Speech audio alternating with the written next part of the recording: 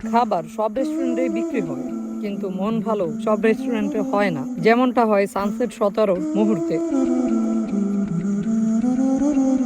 খোলামেলা ন্যাচারাল পরিবেশ, গাড়ি ঘোড়ার শব্দ নেই, মাঝে মধ্যে বিড়ালের আসা যাওয়া, সব মিলিয়ে ফ্রেন্ডসদের সাথে আড্ডা দেওয়ার জন্য পারফেক্ট একটা প্লেস।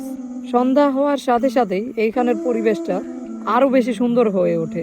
এইখানের স্পেশাল আইটেম হচ্ছে পোড়া রুটি এবং মালাই চা।